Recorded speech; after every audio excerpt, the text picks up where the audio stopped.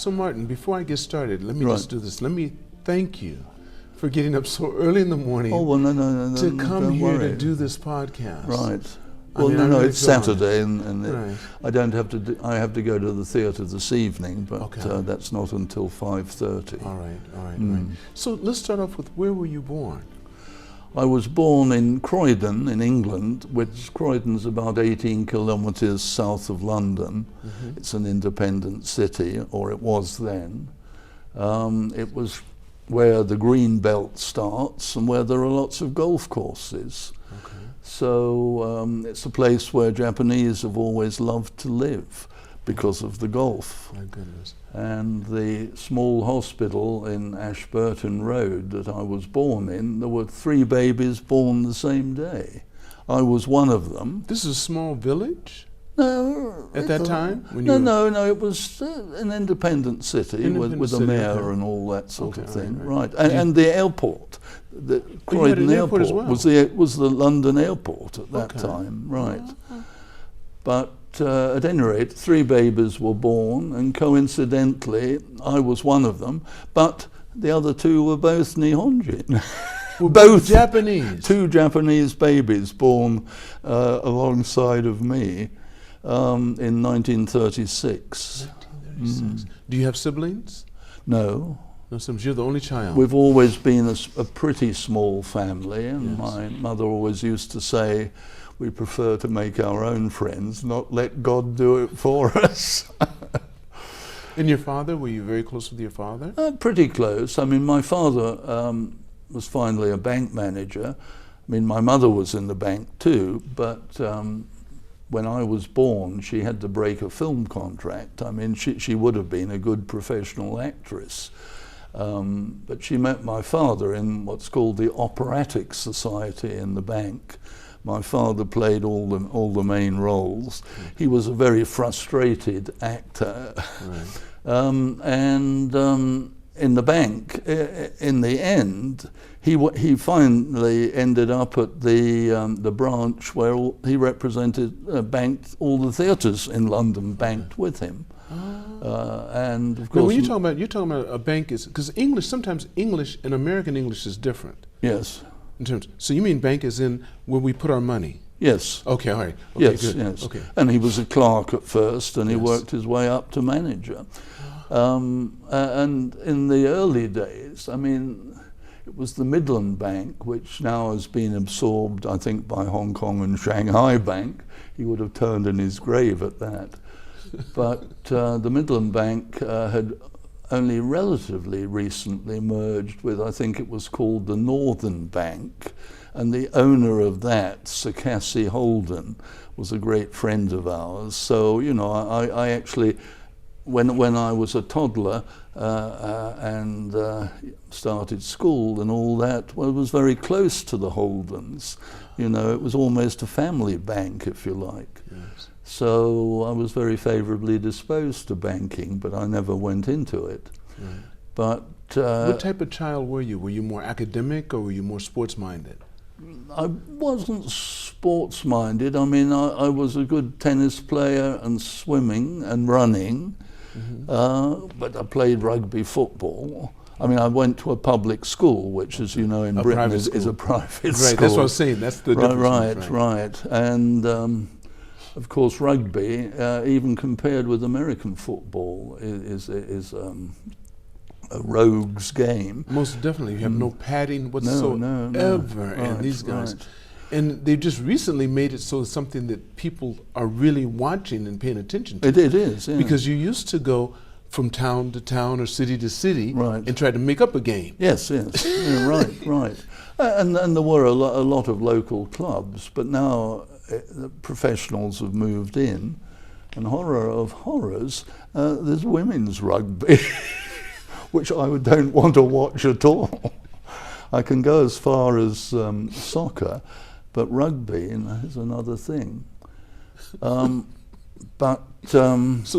going through school, did your mother or father try to push you in any particular direction? Not really. I mean, I went to it was the war years, and I went to two sort of high-sounding small schools, one called Ingleside College and the other Greenhays School. I split between them from 5 till 10, and at 10 I went off to boarding school. My cousin had gone off to boarding school at 7. He actually went to the Royal Naval College at Dartmouth at 7, and he had a naval career as an officer. But I went to a school in Kent, that's southeast England, yes. A very beautiful place, built in 1876, overlooking the Weald, W-E-A-L-D. I've never found that word used anywhere else. I mean, it's high ground, and it went, the Weald was declining land to the Downs, and the other side of the Downs was the sea. And it was founded by the Worshipful Company of Cloth Workers in 1576. And it was a really rather wonderful place. Mm-hmm. But I did get, well, firstly, I ran away 2 times. Wait. But you went there starting at the age of 10? 10. Wow. Did you want to go? I wasn't sure. But when we had to get up early in the morning. We had to sit on the loo and deposit something and wait for the matron to come and check it up. Well, this was at the school? Yeah, the school, the boarding school. And then we all had to line, I mean, it was boys only. I understand. We all lined up for the cold bath, and the matron stood there whilst we ducked under fully a full bath of cold water. And, it was good for the building character. But so you ran away twice, you said? I ran twice. I mean, How old were you the first time? Well, there were 3 months between the runaways, and the police came to look for me, and I hid in the ditch. Okay. The school was 6 miles from Maidstone, where there was a train that would take me home. And I walked, and when I heard a police car, I hid twice. And then when I got to Maidstone, I had no money on me. I found a lady with a little dog, and in those days, at any rate, the dogs had to have a ticket, which was like a child's ticket. So I sort of followed the lady rather closely, and the ticket collector didn't see the dog, so I got on the train. And then took the bus, I had enough money for that, home. I mean, the headmaster, apparently, and I heard from my mother years later, sort of actually praised me for my courage and initiative in doing this. What's the distance? The distance from that school to your home? Oh, was about 50 miles. Okay.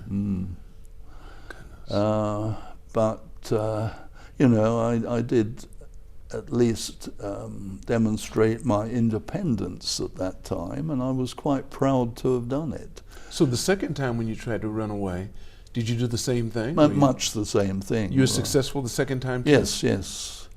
So how'd they get you back to the school? Oh, well, my mother put me on the train at Bromley South, and I got to Maidstone, and I knew how to get in back to the school. Your father, was he really upset? Not really. Okay. But, the school cost a lot of money. Not nearly as much as these schools cost today in proportion to income. It showed that I wanted to do what I felt was right. And I stayed at that school only until I was 13. I was reasonably bright. But at 12, a lot of new boys joined who had been in cramming schools, and they were not necessarily brighter than me, but they'd studied more than I had. So I won all the prizes at 10, 11 and 12, but by the time of 13, I wasn't the star performer any longer. But at the same time, we couldn't take I mean, for a university entrance, you took then the General Certificate of Education, and the ordinary level you couldn't take in those days till you were 16. And I took it at 13 and passed unofficially. And my parents said, well, what are you going to do for the next 2.5 years? And I said, well, do the same thing again and again. And they began to be a bit worried about just letting me repeat things in that manner. And then the schools in those days used to ask, at 13.5, they would ask, what would you like to study, arts or sciences? And I said neither. I'd like to study social sciences. And they couldn't provide that. So my parents said, well, if they can't teach you what you want to learn, what's the point in paying these school fees and you're not learning what you want to? And so then probably, I won't say I was the only person ever in Britain to do this, but I don't think anybody else had actually said, I want to study social sciences. And my ambition was to go to the London School of Economics and Political Science. And anyway, we found that the local council from 15 would pay for me to go to, what did we call them in those days? Some of them became universities, but it was a school of higher learning. But for the first year, we had friends who were private tutors, and they would take 20 students and they would prepare them for courses for the General Certificate of Education, but for interesting things too. And I joined up with them, and the other 19 were mostly Asian, but they came from very rich families. And a friend of mine who became a friend for life was the sort of scion of the richest family in Thailand. His name was Banyong Lamsam, and the Lamsams really had a lot of money.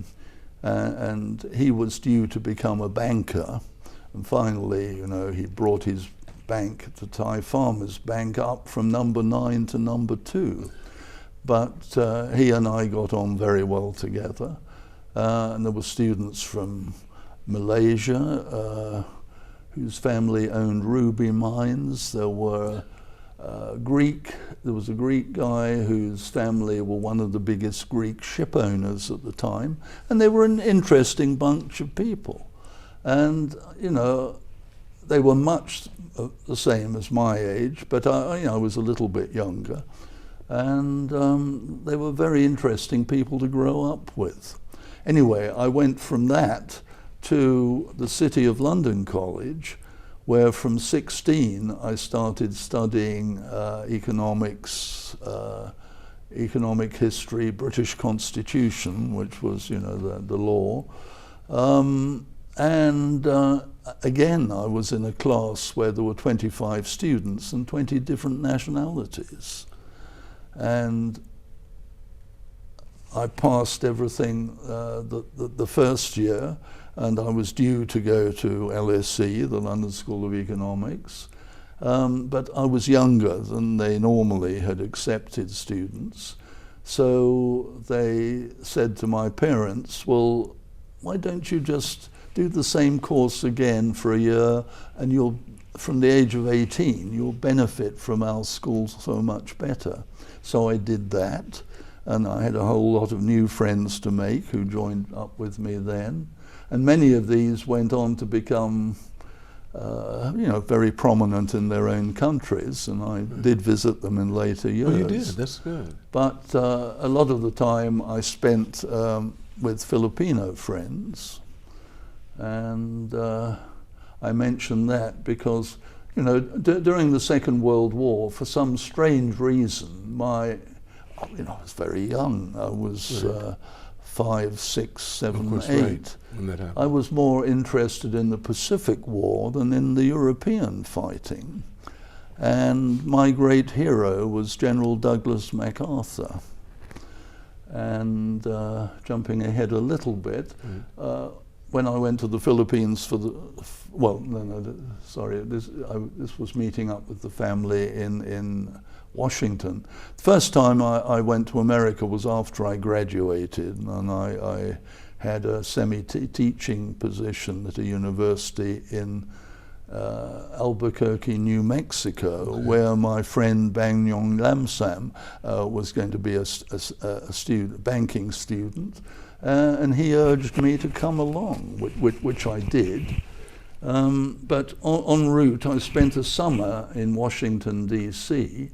That must have been 1967. Staying, the parents of my three friends who were brothers had gone back. The father had been ambassador in London. Then he was with the Philippine Sugar Commission based in Washington. And his second son, Ernie, when Ernie was young, it was just before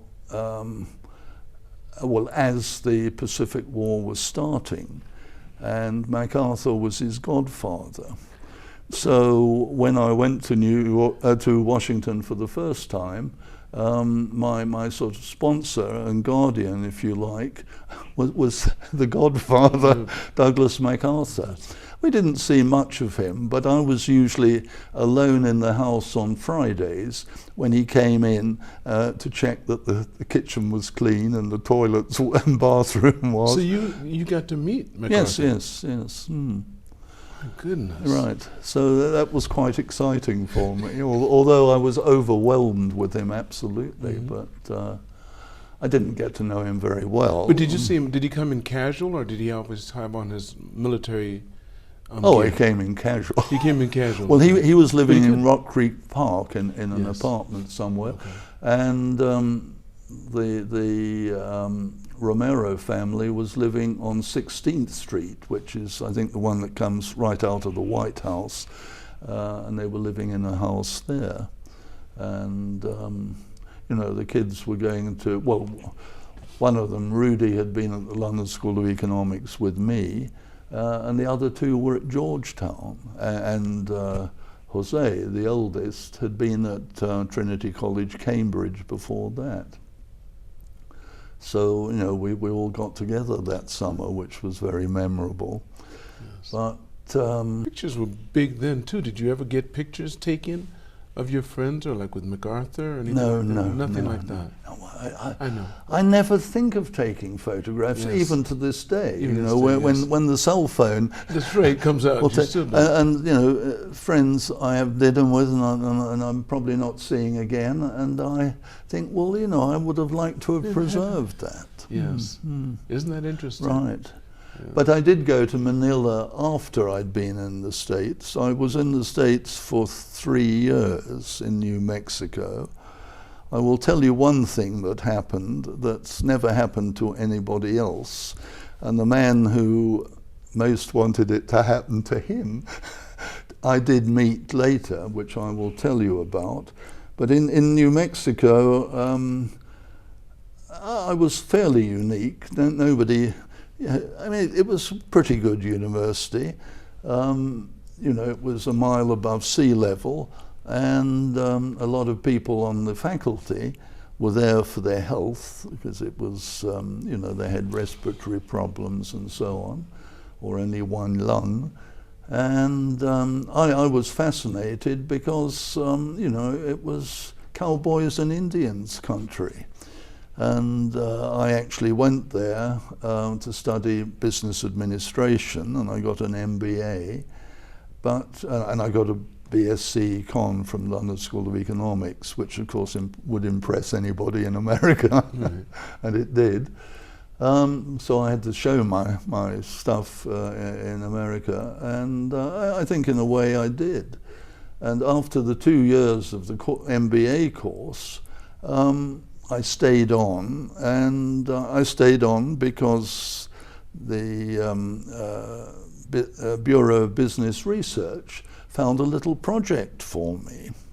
And during the war, the US Small Business Administration had borrowed money from small businesses, and then after the war, they never figured out how to pay it back. So what they finally decided, at least in the southwestern states, was that they'd appoint me for a year, give me quite a lot of money. I was paid more than the president of the university and the football coach, and they gave me a government car, and I drove around mostly in New Mexico, but certainly into Arizona and Texas, advising small businesses.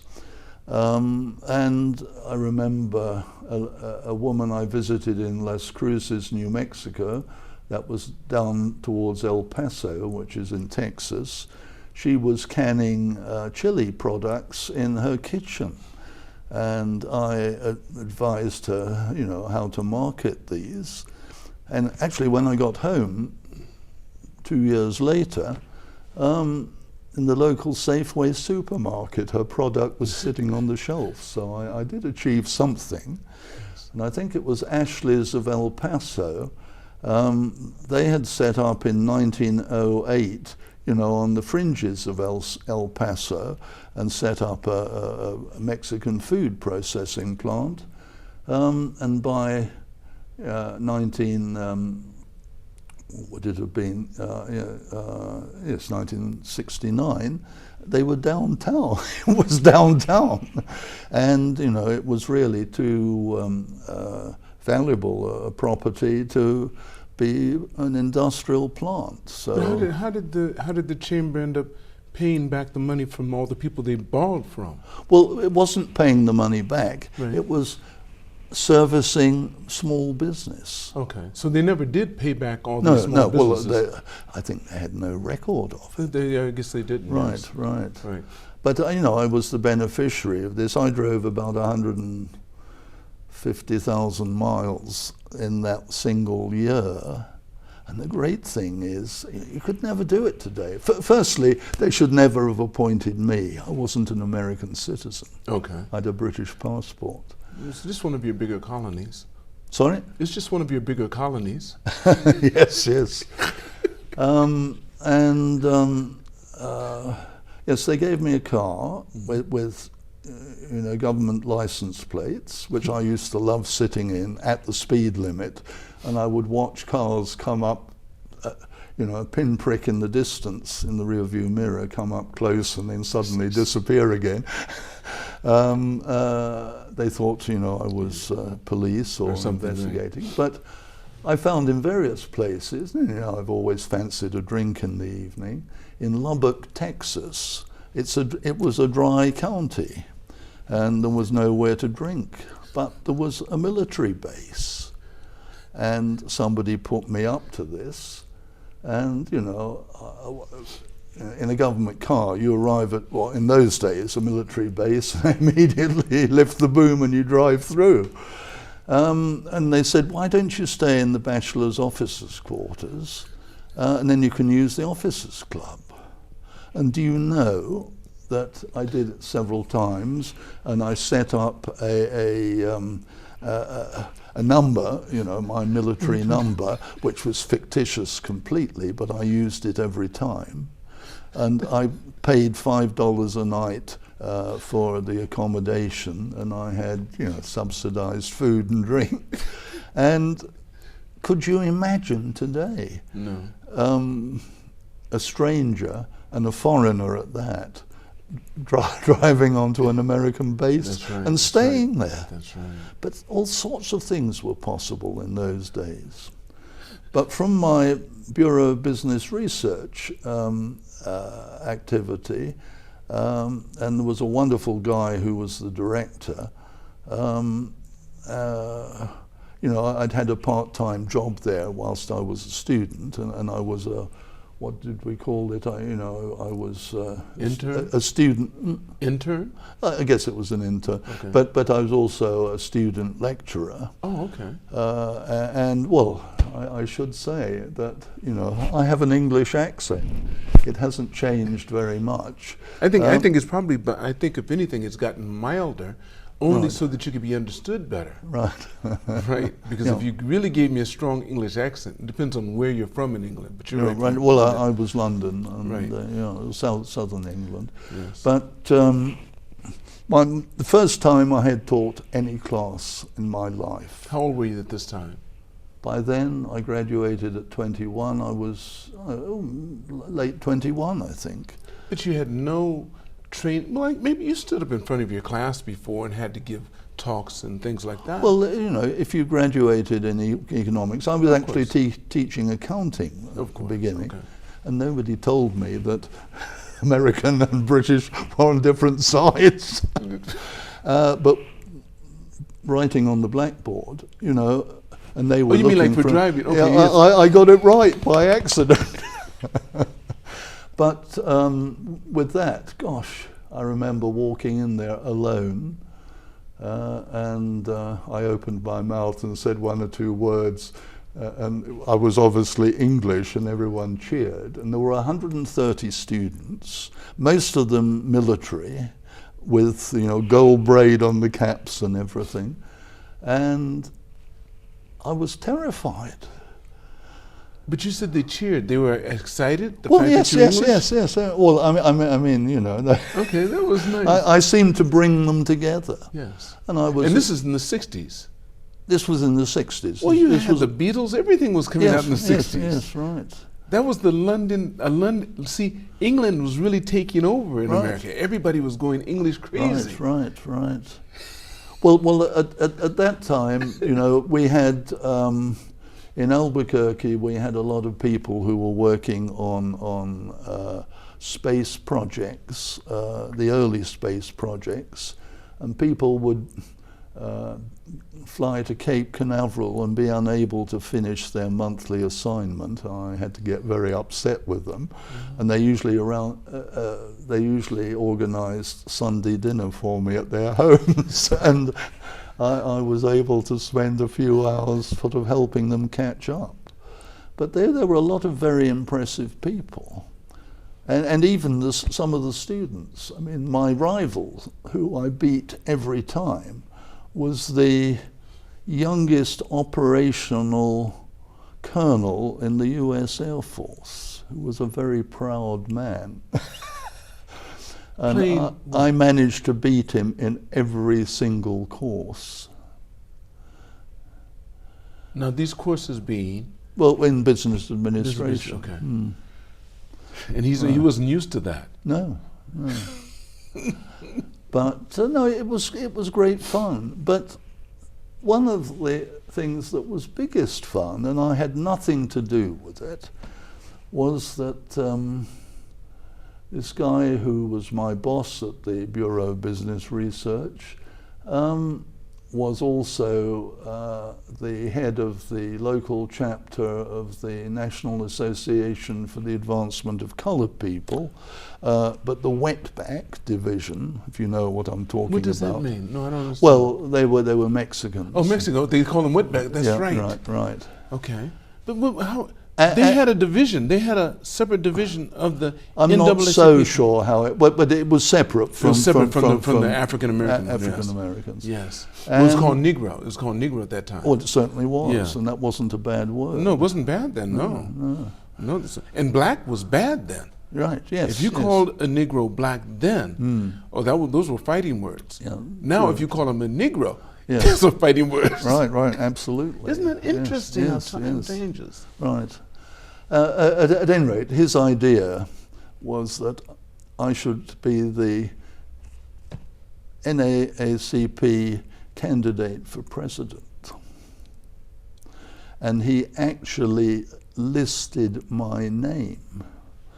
And when Kennedy came to the Civic Auditorium in Albuquerque to give a political speech, I was terrified somebody was going to ask me to make a speech, but nobody did. But certainly I was listed. I was in Hong Kong by the time the elections came along, but I don't actually know. I don't know whether I got any votes at all. Nobody bothered to report to me. But the point was, they wanted to establish that you could list somebody for President of the United States without checking on the background. And of course, there was one person in America who in a month's time will be 100, who wanted more than anybody else ever wanted to be president, and that was Henry Kissinger. And when I finally met him, and I'll tell you this now because I think it's quite an interesting story, it was very much later. It was 1989, almost the end of the Soviet Union. And Pierre Cardin had invited a Russian rock opera to play performances at the city centre in New York. And I arrived in New York, that was on a Sunday night. I arrived on Friday and found invitations from Cardin to attend. And it was a black tie affair. I went out and bought a black tie, but I had a new silk shirt and I had a suit with a very fine silver stripe that, you know, looked like a tuxedo. And anyway, I accepted the invitation and went along. And I found myself sitting next but one to Cardin himself, and lots of high society New Yorkers trying to speak to me in French, which I sort of, I managed to hold them off until the curtain went up. And there was a dinner afterwards, and must have been about 30 people round the table, and Cardin owned Maxime's, so it was at Maxime's. And in the American manner, although he was French, the person who'd come the furthest was the guest of honor. So he sat at one end of the table, I sat at the other end of the table. And on either side of me were two friends who I've been thinking about the past year or so very much. But I didn't know them until then. On one side of me, with his wife, was the Ukrainian ambassador to the UN, and on the other side was the Soviet ambassador to the UN. And we were about 1/3 through the dinner, and suddenly a couple who had another engagement and couldn't see the show, but they wanted to come into the dinner and meet people. They came into the room, and a sort of short, tubby husband and a tall wife in a boiler suit. And instead of going to Cardin, he came to me. "Oh, you're Martyn Naylor," he said. And I said, yes. And I said, yes, Henry would like to meet my friends, the Ukrainian ambassador to the UN and the Soviet ambassador to the UN. And he first thought, Ukrainian ambassador to the UN? You know, this was in Soviet times. He hadn't realized there was a Ukrainian ambassador to the UN. And one reason there was because the Ukraine joined the United Nations before the Soviet Union did. And anyway, okay. He said, he talked briefly to them both, and then he said to me, "Well, how do you come to have such good friends?" And I said, "Well, Henry, you have to have connections." And how everyone who attended, there was a plasmon. We had to sit where we were put, and there was a bio that was filed because there were lots of rather important people there. And he'd gone through that, and he'd seen my name. So we didn't talk about it, but the only thing he could have known about with me was that I'd been listed. and yes, we talked a bit, and I didn't actually raise it, but you know, he was looking at me as though you know, he'd known me for years. But when I first came to Japan, I was at an American embassy party, and the chargé d'affaires, the ambassador, it was Reischauer, and of course Reischauer was in hospital a long time. He heard me say to somebody, you know, I casually mentioned, you know, oh, I ran for president in 1960. He admonished me for sort of telling lies, and I said, well, you know, I think if you check, you'll see my name you'll see registered. It. Yes. And I received an apology from the embassy, but I still haven't myself seen anything. And you know, a good many years, 50 years or more, have gone by since then. I think it's easier now to really check. Right. You could probably find out online. Right. The registrations for the time. What year would that have been? 1960? It was 1960. 1960. You had your name on the list to run for president. Well, this is what they told me. Okay, anyway. but I'm sure you could find it. Right, It's easy. We'll look for it. Right, yeah, well, That'd be interesting. I might look sometime. That'd be very interesting. Right. Yeah. But Martyn Naylor. Yes. So my American years were very interesting because right. I chose to write a thesis on the influence of British capital in the cattle industry in the arid southwest, and you know, Queen Victoria had owned a cattle ranch which they called Queenie's Cow Outfit in West Texas, and the guy who wrote Tom Brown's School Days, you know, a famous British novelist in Victorian times, he had a cattle ranch in New Mexico.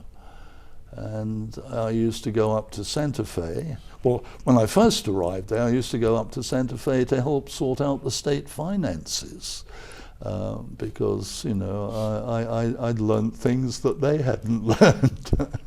And so, you know, we had a lot of good discussions. But re my thesis, I'd go up to the state archives, and letters would fall out of books. You know, a letter from Doc Holliday to Wyatt Earp and this sort of thing, which excited me immensely because they were all my heroes of my school days. And this is all during your 20s? You were in your 20s at that time? Yes. I mean, I was in New Mexico 3 years. My goodness. That was the first place you went, New Mexico, from England? Yeah, well, the first place I went to live. Right. Now, why did you go there in the first place? Well, this was my Thai friend. Did you? Oh, he encouraged you to come. You yes, mentioned that. Yes. You sure did. His cousin That's was right. an architect working in Denver, and he said, you know, to Banyong, well, where would you like to go? And he said, well, you know, I'd like to get a bit of golf in as well.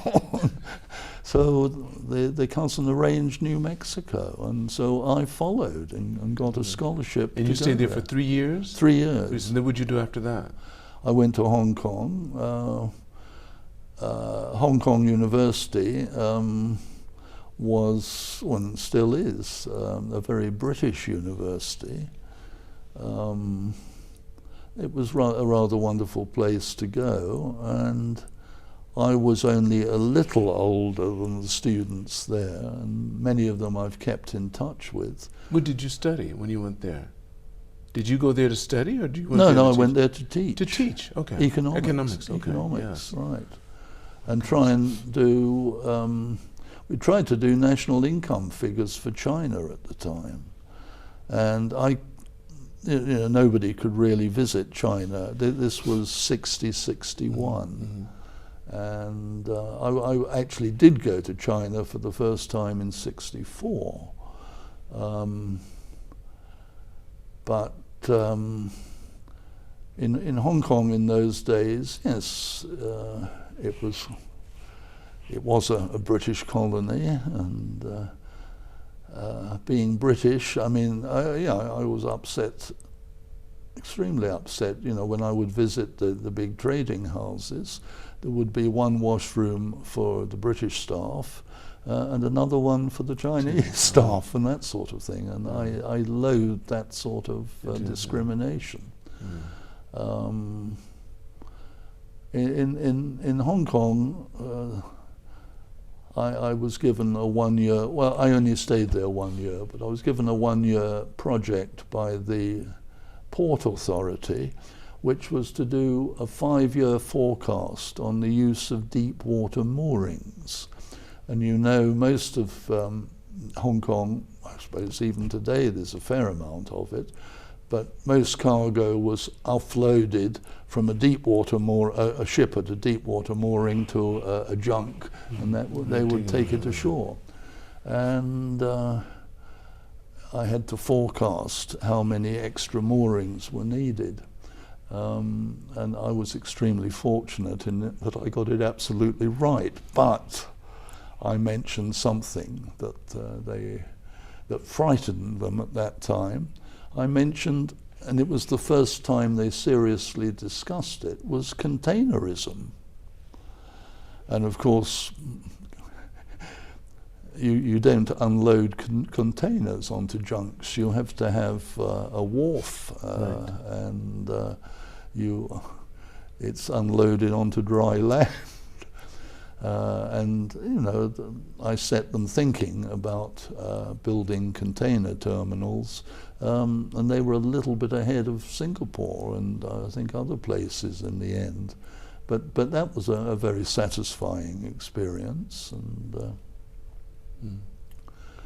So you stayed there for only a year. From there, where did you go from Hong Kong? I went back to London. Okay, and you stayed in London for how long? Right.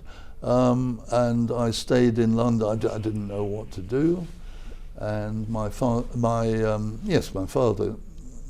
was the bank manager. He understood that you know, I'd been in market research to some extent, and in St Martin's Lane there was up and down St Martin's Lane, because they were in many buildings, was a company that had almost the same misnomer as Dentsu in Tokyo, advertising, and we were called the London Press Exchange, and we were the largest British advertising agency. And I actually joined their Market Analysis Limited, which was a market research subsidiary. But I spent 3 years with them before I came to Japan. But in those 3 years, halfway through, the first Asian marketing conference was about to take place in Manila. And it must have been, well, less than 3 weeks' time. And I suddenly thought, well, maybe I should attend that. And LPE, London Press Exchange, was a private company, and I talked to the president, and he said, well, that sounds quite a good idea. He said on a Friday, come back on Monday and tell me why you should go. So I spent the weekend putting together a reasonable document, and by Monday night, the travel agency was booking a trip that was going to, I think in the end I went to 59 countries around the world. Based on the document you gave him? I didn't give quite that many. Okay. I expanded it further, but you know, we were British. We were interested in international advertising.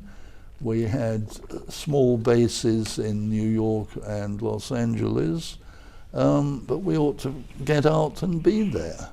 And I went out and took a look. How long did this take you? How long did this take you? Well, I can tell you, I missed February 29th by the date line, flying from Los Angeles to Manila. And it was, you know, pretty early days of flying. I took off and visited just about everywhere you could stop. How long of a trip was this? Well, as I say, I missed February 29th, so I started actually on February the 26th and went to New York. And you went to all those places within? No, I went to all those places and got back in early July. Oh my goodness! And you know, I had carte blanche. I you know, if I needed money, they'd send it. Whatever you needed it, yeah. And in most places, I stayed with my friends from the London School of Economics, who lived in quite big houses by then. And that was fascinating. One thing I should mention, because there's a musical, well, it's played once in New York, but it's being rewritten and will open in June, called Here Lies Love. With the music written by David Byrne and Fatboy Slim. I heard of him. And it is about Imelda Marcos. Who had more shoes than most department stores. Shoes, right.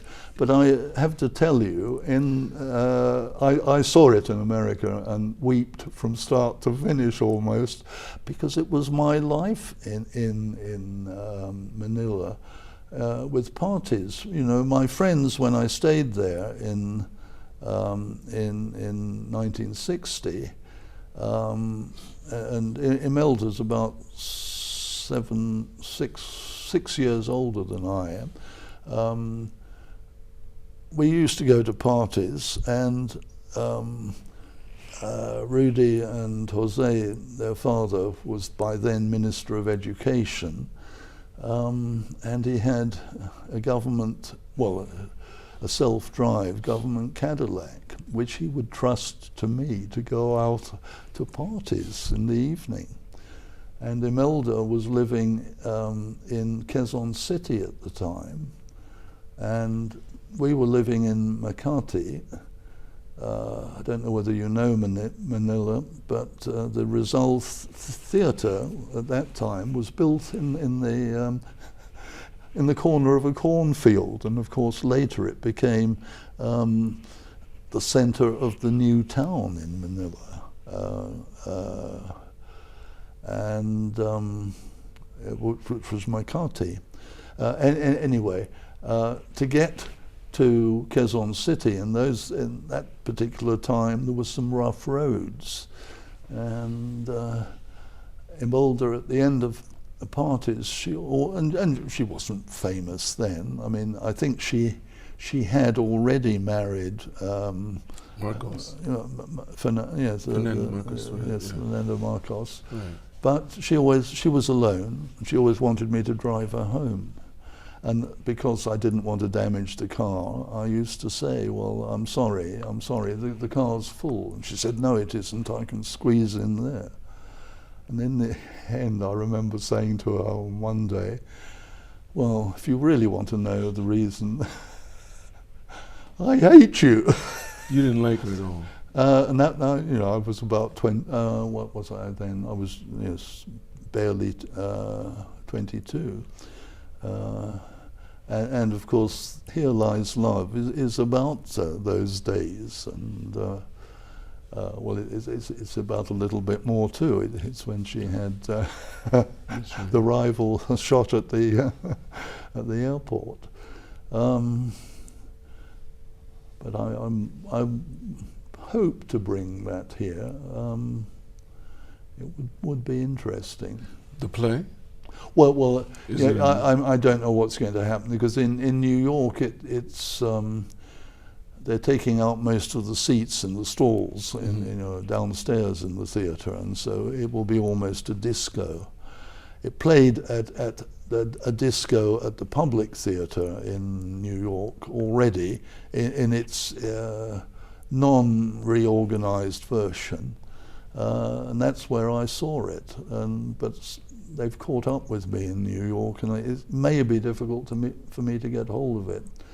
But a director here I'm working with is the best possible person, but he's busy through, his diary is almost full through 2027 already. So I don't want to work with the wrong people, but no, it's a piece of work I would be proud, so proud to present in Tokyo. And so let's get into the parts of this. Once you finished being in Manila and you've done all that, what brought you to Japan? And you've been here, you said, since 1964. 64, so it wasn't... Well, I mean, I came back from my excursion in the Pacific Asia area with a plan, and I didn't dare put Tokyo number 1, I put it number 2. I put Sydney number 1, but I put Tokyo number 2 and suggested I came. And of course, this was allowed. But I came out here initially as a sort of market research operation, but we pretty soon got drawn into advertising because we knew a lot of things, well, I knew a lot of things that local people here didn't know at that time. And in public relations, it was IPR, gosh, what was it? See, so many of those people have passed away already, and I haven't had to remember their names in years. But there was a company called International Public Relations that was owned by a rather wonderful guy. We collaborated with him in the public relations field. And he was the very first person to actually have an organized public relations office consultancy in Japan. But I was very close to Dentsu, and at the very beginning, though, when I arrived, I had a room in Jetro, because I'd worked with Jetro in London, and Jetro is Japan External Trade Organization, yes. Which everybody's always thought was exports. Right. But, you know, you can't just export, you have to import as well to keep things in balance. No, that's right. And so I got them thinking. That was from my visit, yes, that meant in a visit in 63, before I actually came here to live. I got them thinking about imports, and my very first sort of part-time consultancy was with them, and with a desk in their office, which in those days was almost over Tokyo Station, where Daimaru is. That was before they went to Tsukiji. There was a brand new building there in about 1968, probably it was. And then eventually they moved right next to the US Embassy, didn't they? They had an office right by the US Embassy after a while, that's not too far from here. Right. Jetro. Oh no, so sorry, I was talking about Dentsu. Oh, Dentsu, right. Okay, I thought you were talking about Jetro. Yeah, yes. Right. Jetro moved to... They were right beside the US Embassy. I think so, yes. Yeah, they were. Well, I think they split, and I think something was near the... well, I was going to say the Hotel Okura. Well, that is the US Embassy. Right. That's right across the street from the US Embassy. Right. Yes. But... no, I came out here just to see what I could do to organize an office, a representative office. That was 64. And by 68, Leo Burnett out of Chicago, who had been Chicago only, and Leo was a rather wonderful guy whose ideas were sort of homespun and widely appealing. He'd set up his advertising agency and got some very big accounts out of Chicago, out of the Middle West. Advertising really, you know, was Madison Avenue and New York, Manhattan. And he'd worked his way up to number 3 with 30 or 33 accounts, whereas J. Walter Thompson and others had grown to first or second with 333 accounts. You had some huge accounts there, Leo. Right. Burnett, yes. So, I mean, when I came out here at the start, I did have something to progress, which was the Dutch Dairy Bureau, which was to try and introduce to Japan natural cheese. And we did that very successfully. And of course, after we'd introduced it, the individual brands could take over. But that kept me busy until Leo Burnett came along. And of course, they took over, or merged actually, with LPE, but the headquarters moved to Chicago. And so I was essentially an American advertising agency then. And we finally, or they finally, decided to do a joint venture here with another agency that was almost next door to the American embassy. My office initially was in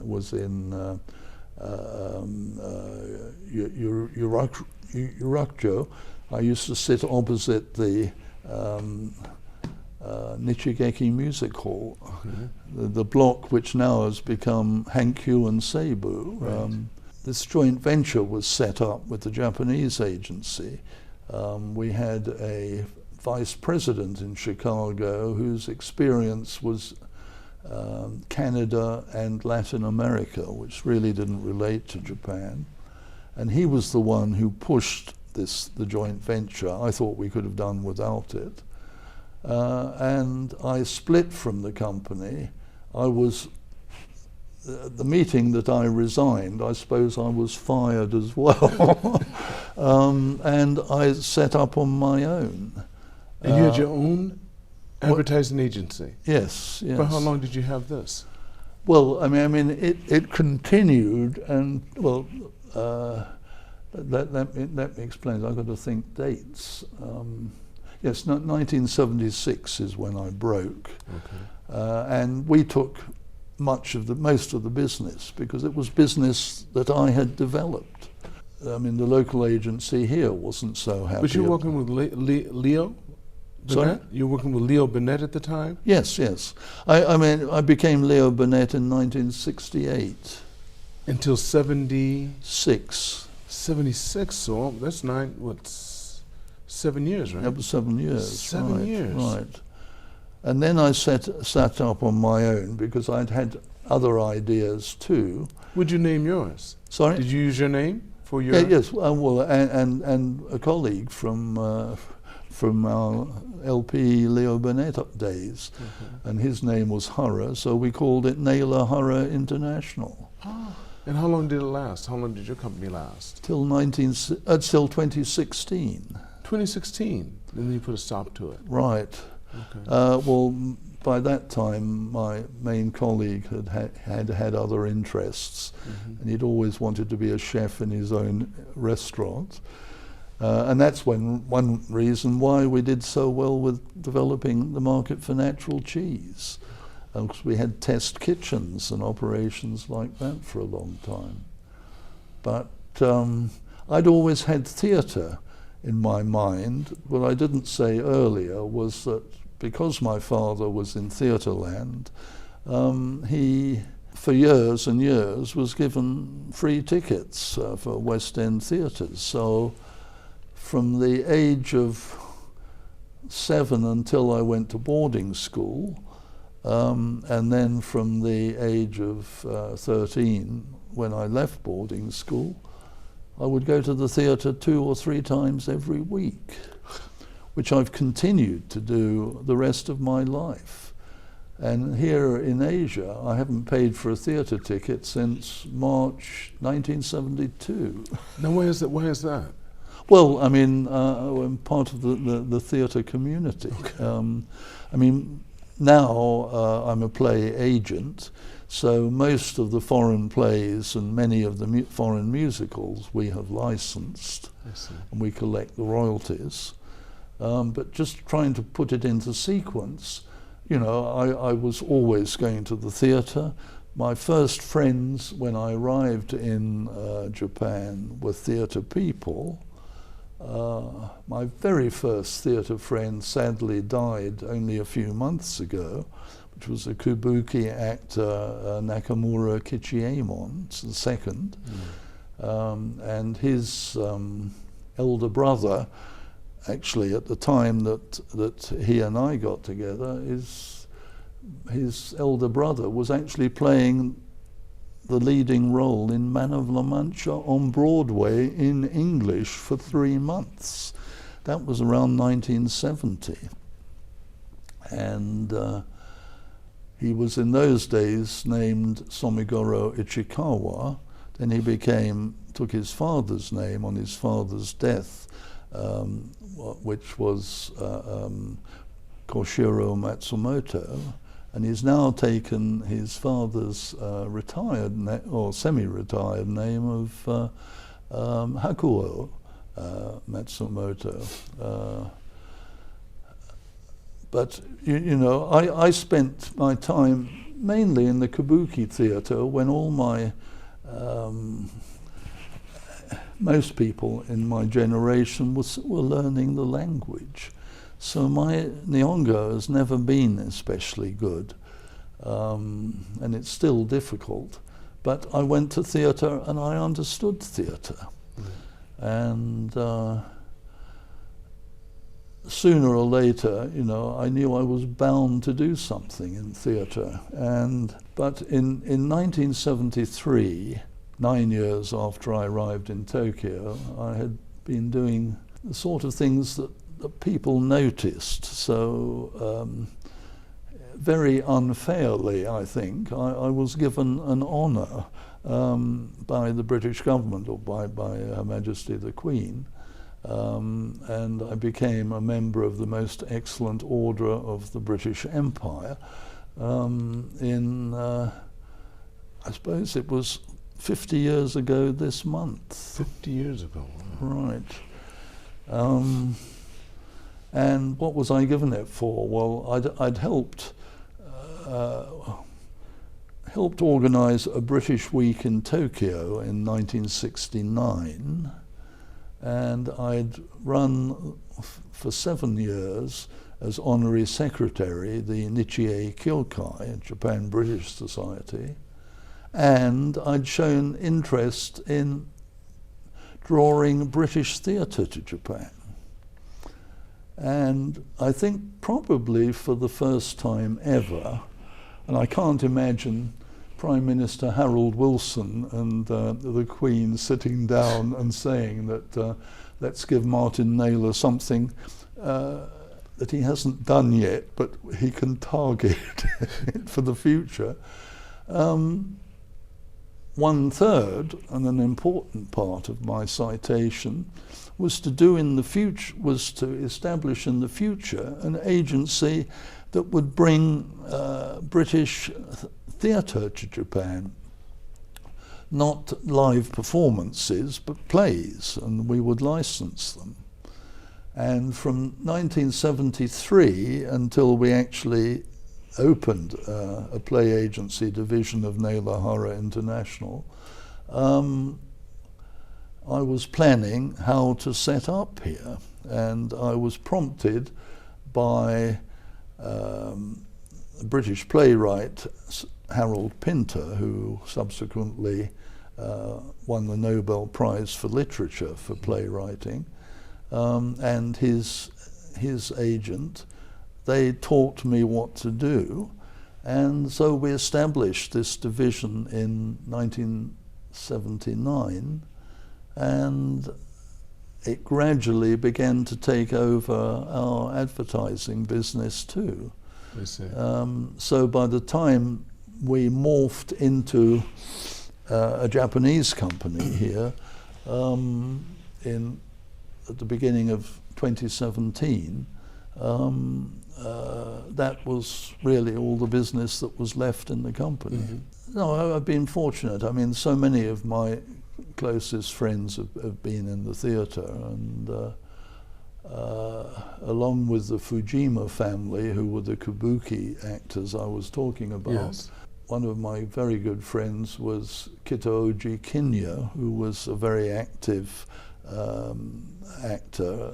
His father had been a film actor, and he did film and stage, very little stage in recent years. There was one problem has been, and this comes out at the moment, is that you know, if I sit down and have a good discussion, it usually involves theatre. Always, yes. I think so. And during the period of the pandemic, hardly had a good discussion with anybody. Right, I would think so. And it's been the lack of camaraderie, if you like to put it that way, during the pandemic that's been rather a depressing time.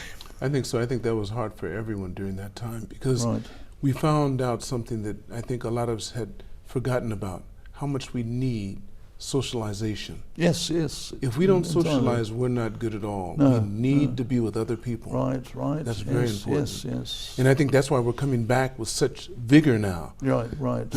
It doesn't, if they have another pandemic, we're going to say, forget it. We'll take it. We'll die. As long as we can stay together. Right. We've changed. I think it was a good time for us to do that. Martyn, your story has been really fantastic and fascinating, really interesting, and there's a lot more I'm sure we can go into depth. Right. What I want to ask, what I like to ask before I end the podcast is this. If, knowing what you know now, you could go back in time and talk to a younger Martyn to advise him, what time would you go back to and how old would you be? Well, I think I've done what I wanted to do all the time. I mean, my education was, I know very little about modern English literature. There are a lot of things that I never studied because I wasn't arts and I wasn't sciences.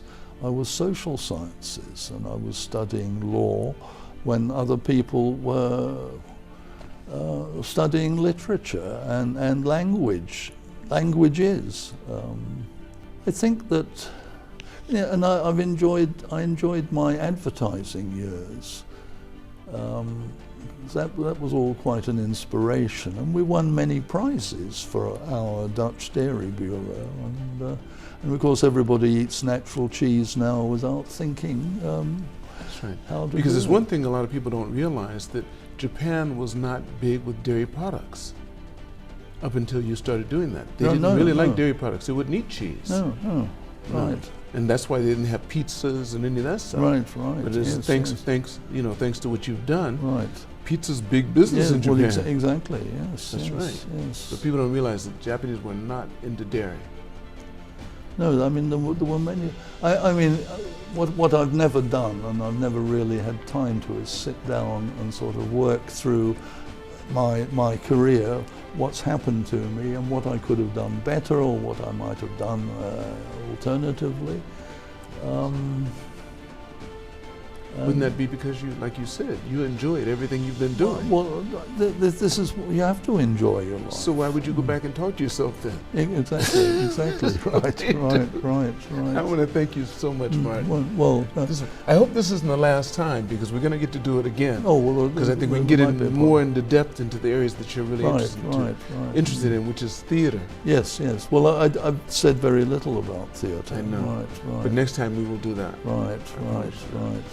I want to thank all of you for watching this podcast. Make sure you press like and subscribe. And never forget, it's all on loan, so continue to reach for the stars, because you're too blessed to be stressed.